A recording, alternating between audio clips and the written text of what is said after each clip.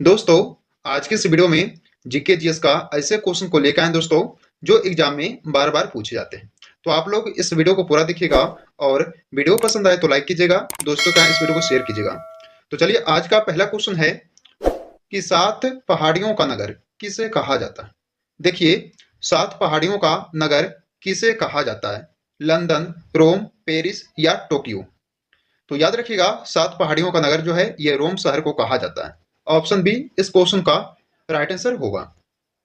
अगला प्रश्न है, आरंभिक वैदिक साहित्य में सर्वाधिक वर्णित नदी कौन सी है? तो आरंभिक वैदिक साहित्य में सर्वाधिक वर्णित नदी कौन सी है? तो देखिए दोस्तों, दूसरे क्वेश्चन का राइट आंसर होगा ऑप्शन बी, सिंधु नदी। कौन सा होगा? सिंधु नदी। अगला प्रश्न है कि उपनिषद किस पर आधारित पुस्तक है? ये उपनिषद जो है ये दोस्तों किस पर आधारित आधारित पुस्तक है?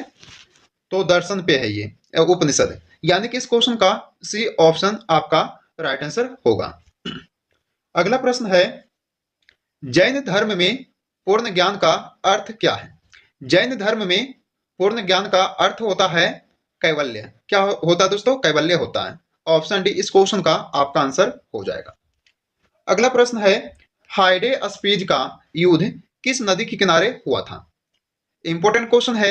हाइडे स्पीज का जो युद्ध हुआ था वो दोस्तों झेलम नदी के किनारे हुआ था, झेलम नदी पर। चलिए, इस क्वेश्चन का डी ऑप्शन जो है आपका राइट हो जाएगा।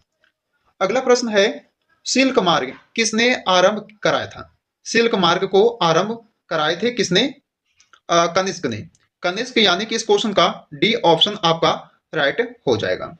दोस्तों, सारे क्वेश्चन इंपॉर्टेंट होने वाला है, तो आप लोग जो है इस वीडियो को पूरा देखिएगा। दोस्तों के यहाँ इस वीडियो को जरूर शेयर कीजिएगा। संगम काल में मंत्रियों को क्या कहा जाता था? संगम काल में मंत्रियों को कहे जाते थे अम्मयचार। क्या दोस्तों? अम्मयचार, अम्मयचार कहा जाता था मंत्रियों को संगम काल में। चलिए, अगला प्रश्न है, उज्जैन का प्राचीन काल में नाम क्या था? उज्जैन का प्राचीन काल में नाम क्या था? अवंतिका नाम से जाने जाते थे दोस्तों ये उज्जैन। उज्जैन शहर जो है अवंतिका नाम से जाने जाते थे प्राचीन काल में। इस क्वेश्चन का राइट आंसर आपका ऑप्शन ए हो जाएगा। अगला क्वेश्चन है, आंख का रंग किस पर निर्भर करता है? आंख का रंग जो है ये किस पर निर्भर करता है? तो देखिए, 9वें नंबर क्वेश्चन का डी आंसर होगा आइरिस के रंग पर। आंख का जो रंग है आइरिस के रंग पर यह निर्भर करता है। आंसर क्या होगा इसका? ऑप्शन डी होगा। चलिए, अगला प्रश्न है, कौन सी रंग सभी रंगों को अवशोषित कर लेती है? कौन सी रंग सभी रंगों को अवशोषित कर लेती है? तो यह होगा दोस्तों काला रंग, यानी कि राइट आंसर आपका ऑप्शन बी हो जाएगा। अगला प्रश्न है, अमरनाथ गुफा किस राज्य में अवस्थित है? अमरनाथ एक गुफा है जो दोस्तों जम्मू कश्मीर राज्य में आपका हो जाएगा, यानी कि इस क्वेश्चन का डी ऑप्शन जो है राइट होगा। चलिए दोस्तों, अगला प्रश्न, भारतीय सेना का नया आधार गीत क्या है? भारतीय सेना का नया आधार गीत क्या है? तो देखिए, भारतीय सेना का नया आधार गीत जो है वो है मेरा भारत महान। मेरा भारत महान जो है दोस्तों ये नया आधार गीत है भारतीय सेना का। राइट आंसर आप सब याद रखना है, ऑप्शन बी हो जाएगा। अगला क्वेश्चन है, काली मिट्टी किस फसल के लिए उपयुक्त है? तो काली मिट्टी जो है ये कौन से फसल के लिए उपयुक्त मानी जाती है? तो देखिए दोस्तों, ये कपास के लिए जो है उपयुक्त होती है काली मिट्टी। इंपोर्टेंट क्वेश्चन है, कई बार एग्जाम में भी इसे पूछा गया है। तो आंसर क्या होगा इसका? ऑप्शन बी होगा। दोस्तों सभी लोग जो है इस वीडियो को लाइक करते जाइएगा। ओके, चलिए, अगला क्वेश्चन है, पेट्रोलियम से प्राप्त होने वाला मोम क्या है? तो पेट्रोलियम से प्राप्त होने वाला मोम कहलाता है पैराफिन। क्या कहलाता है दोस्तों? पैराफिन, यानी कि आंसर बी ऑप्शन होगा। 15 नंबर क्वेश्चन है कि भारत में मीथेन का एक बड़ा स्रोत क्या है? भारत में मीथेन का एक बड़ा स्रोत कहलाता है धान की खेती। धान की खेती कहलाती है दोस्तों ये भारत में मीथेन का एक बड़ा स्रोत। ओके, आंसर याद रखना, ऑप्शन ए होगा धान की खेती। अगला प्रश्न, सिरका को लैटिन भाषा में क्या कहा जाता है? वेरी वेरी इंपॉर्टेंट क्वेश्चन है। सिरका को लैटिन भाषा में कहा जाता है एसिटम। एसिटम कहा जाता है, यानी कि ऑप्शन बी इस क्वेश्चन का आंसर हो जाएगा, याद रखना है। अगला प्रश्न, सबसे अधिक विद्युत ऋणात्मक तत्व क्या है? सबसे अधिक विद्युत ऋणात्मक तत्व क्या है? तो देखिए दोस्तों, इस क्वेश्चन का आंसर होगा फ्लोरीन। क्या होगा? फ्लोरीन, यानी कि ऑप्शन सी हो जाएगा। अगला क्वेश्चन है, कौन सा ग्रह हरा प्रकाश उत्सर्जित करता है? कौन सा ग्रह जो है हरा प्रकाश को उत्सर्जित करता है? तो चलिए, आंसर देखिए दोस्तों क्या होगा, डी होगा वरुण ग्रह। वरुण ग्रह जो है हरा प्रकाश ये उत्सर्जित करते हैं। आंसर क्या होगा, डी ऑप्शन होगा। अगला प्रश्न है, टावर ऑफ साइलेंस कहां पर स्थित है? टावर ऑफ साइलेंस जो है ये पुणे शहर में होगा। कहां दोस्तों, पुणे शहर में होगा ये टावर ऑफ साइलेंस। आंसर इसका ए हो जाएगा। अगला प्रश्न है, हाथी सिंह मंदिर कहां पर स्थित है?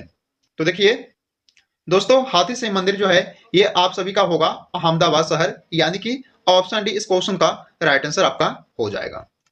अगला प्रश्न है, 21 नंबर क्वेश्चन में पूछा जाता है आपसे कि अजंता की गुफाओं में चित्र किस वंश के काल के?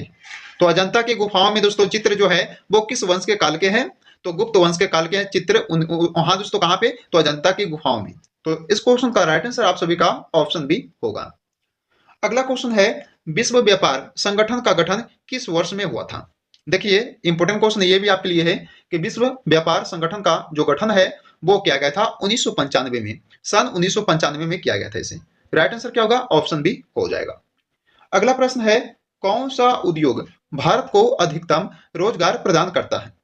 कौन सा उद्योग भारत को अधिकतम रोजगार प्रदान करता है दोस्तों? तो कपड़ा उद्योग, यानी कि राइट आंसर आपका ऑप्शन ए होगा, कपड़ा उद्योग जो सबसे अधिकतम रोजगार प्रदान करता भारत में।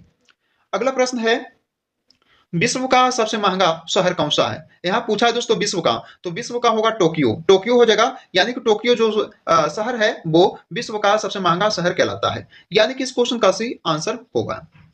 अगला क्वेश्चन है, कौन सा अधातु तरल रूप में पाया जाता है? कौन सा अधातु तरल रूप में पाया जाता है? तो आंसर कीजिएगा आप सब ऑप्शन बी ब्रोमीन। क्या दोस्तों कौन सा आंसर इसका होगा? ब्रोमीन हो जाएगा, जो अधातु तरल रूप में पाया जाता है। चलिए अगला क्वेश्चन, प्राकृतिक गैस में सर्वाधिक मात्रा किसकी होती है? प्राकृतिक गैस में सर्वाधिक मात्रा होती है मीथेन का। किसका होता है? मीथेन का होता है। आंसर डी होगा ये 26 नंबर क्वेश्चन का। अगला क्वेश्चन, प्रथम प्रखनली शिशु का जन्म कहाँ हुआ था? प्रथम प्रखनली शिशु का जन्म हुआ था इंग्लैंड देश में। कौन सा देश? इंग्लैंड में। चलिए दोस्तों आंसर आप सब ऑप्शन ए कीजिएगा इसका। अगला प्रश्न है, पचे हुए भोजन का अवशोषण कहाँ होता है? पचे हुए भोजन का अवशोषण कहाँ होता है? वेरी वेरी इंपॉर्टेंट क्वेश्चन होने वाला है इस वीडियो का। तो पचे हुए भोजन का अवशोषण होता है छोटी आंत में। इंपॉर्टेंट क्वेश्चन है दोस्तों, याद रखिएगा छोटी आंत में। चलिए अगला क्वेश्चन है, दल बदल विरोधी कानून कब पारित किया गया? तो दल बदल विरोधी कानून को पारित किया गया था 1985 ईस्वी में। सन 1985 में जो है दल बदल विरोधी कानून को पारित किया गया था। याद रखना इस क्वेश्चन का डी आपका आंसर हो जाएगा। चलिए दोस्तों इस वीडियो का अंतिम क्वेश्चन है जिसका जवाब आप सभी को कमेंट करके देना होगा। तो चलिए इसमें पूछा है, ब्राजील के घास के मैदान को क्या कहा जाता है? तो देखिए ब्राजील के घास के मैदान को कहा जाता क्या? कंपोज, बेल्ट, पंपास या लानोस? कमेंट करके दोस्तों आप सब जो है इसका आंसर बताइएगा कमेंट बॉक्स में। ओके, तो चलिए दोस्तों आज के इस वीडियो में हमने आपके लिए टॉप 23 ऐसे क्वेश्चन को कवर किए इस वीडियो में जो सारे एग्जाम में पूछा गया है दोस्तों, और आगे भी पूछा जाएगा। तो आप लोग जो है इस वीडियो को पूरा देखिएगा, लाइक कीजिएगा, दोस्तों क्या इस वीडियो को जरूर शेयर कीजिएगा। तो चलिए आपसे फिर मिलते हैं अगले वीडियो में।